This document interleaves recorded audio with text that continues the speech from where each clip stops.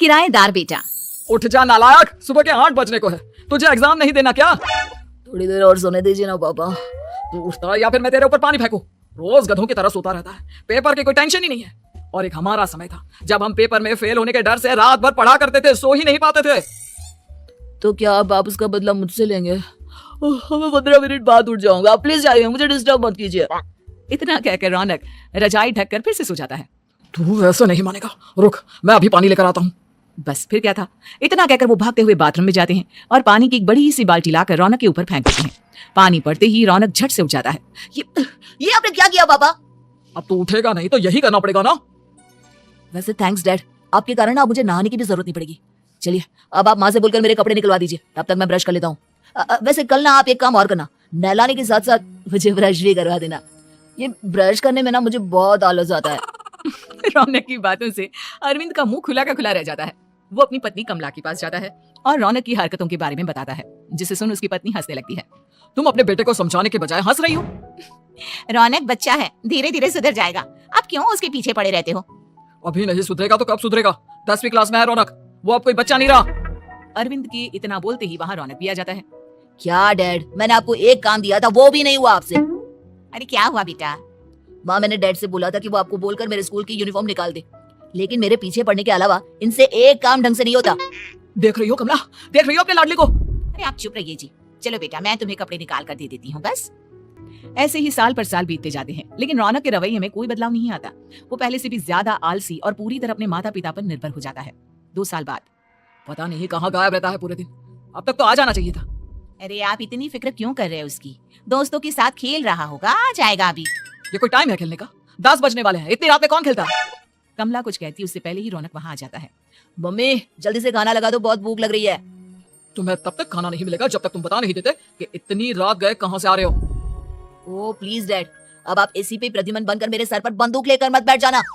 अपनी फालतू की बकवास बंद कर और बता कहाँ से आ रहा है। माँ अब समझाइए ना डैड को। बता देना बेटा, इनको भी तसल्ली हो जाएगी। आप बोल रही हैं तो बता देता हूँ, मैं दोस्तों के साथ मूवी देखने गया था, इसलिए देर हो गई। तू इन सब चीजों में मेरे पैसे उड़ाता है? कभी 1 रुपया कमाने के बारे में सोचा है तूने? जब देखो हवा की तरह पैसे उड़ाता रहता है। माँ अब आप इन्हें चुप करा दीजिए, वरना ना मुझे गुस्सा आ जाएगा। अच्छा क्या कर लेगा? बता ना, क्या कर लेगा तू? वैसे बात तो ठीक ही है, मैं कर ही कह सकता हूँ, पैसे तो फिर भी मैं आपसे ही मांगूंगा ना। चलिए अब ये सब बात छोड़िए और मम्मी मेरे लिए खाना लगा दीजिए। अभी लगा देती हूँ बेटा। मैं बता रहा हूँ कमला, एक दिन ये ऐसे ही बिगड़ जाएगा। उफ़ो, आप क्यों इतना पीछे पड़े रहते हो मेरे बच्चे के? बात की बाद में देखेंगे, अभी आप शांति से उसे खाना खाने देंगे। अगले दिन डैडी मुझे 10,000 रुपए चाहिए। हाँ? अब इतने पैसे क्यों चाहिए तुझे? डैड आप बिना सवाल किए कभी पैसे नहीं दे सकते क्या? जब तक तू बताएगा नहीं तुझे पैसे भी नहीं मिलेंगे। अरे अब आप अपने बेटे को पैसे भी नहीं दे सकते? नालायक, तेरी उम्र के लोग नौकरी करते हैं और एक तू है जो नौकरी करने का नाम ही नहीं लेता कभी। आप लोगों के होते हुए भला मैं नौकरी क्यों करूं? अरे हम कब तक पैसे देंगे तुझे? तुझे भी तो अपने पैरों पर खड़ा होना होगा ना। कौन सा उधार के पैरों पर खड़ा हूँ? अपने ही तो पैरों पर खड़ा हूँ मैं। इसी तरह रौनक दिन प्रतिदिन लापरवाह होता जाता है। उसकी लापरवाही को देखते हुए अरविंद और कमला अपने बेटे की शादी कराने का फैसला लेते हैं और 1 महीने के अंदर अंदर ही रौनक की शादी मेघा नाम की लड़की से करा देते हैं। शादी के कुछ दिन बाद, रौनक मुझे एक अच्छी सी साड़ी चाहिए, आप ला दोगी ना? हाँ क्यों नहीं, कितने तक की आती है साड़ी? यही करीब 5,000 तक की। तुम चिंता मत करो, मैं आज ही डैडी से पैसे मांगकर तुम्हारे लिए साड़ी ले आऊंगा। आप कब तक ऐसे ही अपने पापा से पैसे मांगते रहेंगे? कोई अच्छी सी नौकरी क्यों नहीं कर लेते आप?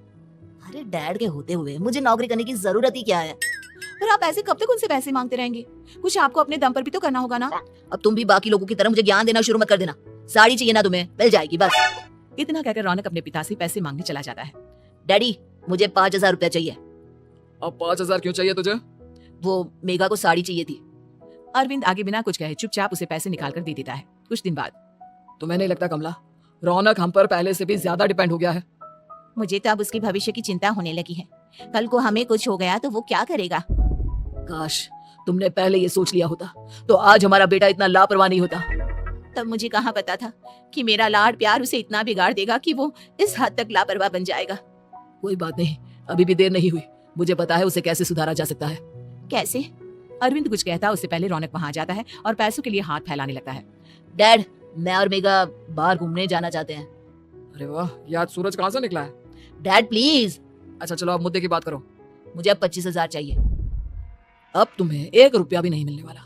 अगर तुम्हें पैसों की इतनी ही जरूरत है तो कोई ढंग की नौकरी कर लो। मम्मी आप कुछ कहिए ना डैड को। बेटा वो गलत क्या बोल रहे हैं? ये सब हम तेरे भले के लिए ही तो कर रहे हैं। मम्मा मैंने बताया ना आपको, मुझे नहीं करनी कोई जॉब वॉब। तो ठीक है, निकल जाओ हमारे घर से। तुम्हारे जैसे लोगों के लिए मैंने ये घर खड़ा नहीं किया है। जितना ये घर आपका है ना उतना ही मेरा भी है, मैं कहीं नहीं जाने वाला। जाना तो पड़ेगा ही तुझे, क्योंकि अब मैं तेरा कोई भी खर्चा नहीं उठाने वाला। ठीक है मत उठाइए मेरा खर्चा, मैं अपने दम पर भी जी सकता हूँ। तो बेशर्मों की तरह अब तक यहाँ क्यों खड़ा है? अपना सामान ले आओ, निकल जाए यहाँ से। रौनक पैर पटकते हुए वहां से चला जाता है। घर से निकालना जरूरी है क्या उसे? बिना पैसों के कौन रखेगा उसे किराए पर? अगर उसका भविष्य सुधारना है तो हमें अपने दिल पर पत्थर रखकर ये कदम उठाना ही होगा। दोनों बात कर रहे होते हैं कि रौनक अपनी पत्नी के साथ एक बड़ा सा बैग लेकर घर से निकल जाता है, लेकिन घर से बाहर उसे कोई भी मुफ्त में अपने घर किराए पर नहीं रखता।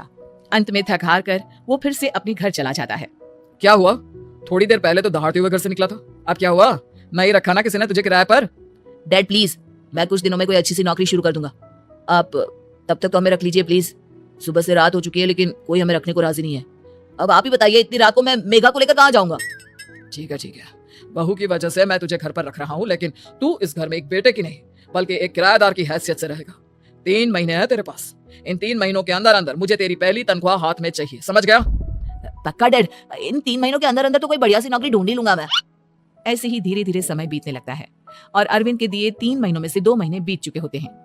पापा जी ने हमें 3 महीने दिए थे, जिसमें से 2 महीने तो बीत चुके हैं। अब ये आखिरी महीना बचा है। अरे तुम चिंता मत करो, आज मेरा ना 2 जगह इंटरव्यू है, दोनों में से कहीं ना कहीं तो जॉब लगी जाएगी। अच्छा, all the best. Raunak interview के लिए निकल जाता है, जिसके बाद शाम में रौनक घर आता है। कैसा गया इंटरव्यू? आपकी नौकरी लगी या नहीं? अरे पहले सांस तो ले लेने दो अच्छे से। बताइए ना, मुझसे तो जरा भी इंतजार नहीं हो रहा है। वो दरअसल बात यह है कि मेरी नौकरी तो लग चुकी है लेकिन पैसे बहुत कम है। कितने पैसे हैं? 15,000। इतने में अरविंद और कमला मिठाई का डिब्बा लेकर आ जाते हैं। बधाई हो बेटा। हम जानते थे तेरी जॉब जरूर लगेगी। लेकिन मेरी सैलरी बहुत कम है मम्मा। कम है तो क्या हुआ, धीरे धीरे बढ़ जाएगी। हाँ बेटा, हम तो बस चाहते थे कि तू अपने पैरों पर खड़ा हो जाए। मतलब अब आप मुझे घर से नहीं निकालेंगे? नहीं, ये सब हमने तुझे जिम्मेदार इंसान बनाने के लिए किया था। थैंक यू मम्मी पापा, अगर आप दोनों ऐसा नहीं करते तो मुझे कभी अपनी जिम्मेदारियों का एहसास तक नहीं होता। आज आपने मुझे सिखा दिया कि इंसान का अपने पैरों पर खड़ा होना भी जरूरी होता है। इतना कहकर रौनक झट से अपने माता पिता के गले लग जाता है और अपनी कमाई की पहली तनख्वाह वो अपने माता पिता के हाथ में सौंपता है। इस तरह रौनक एक गैर जिम्मेदार व्यक्ति से एक जिम्मेदार व्यक्ति बन जाता है।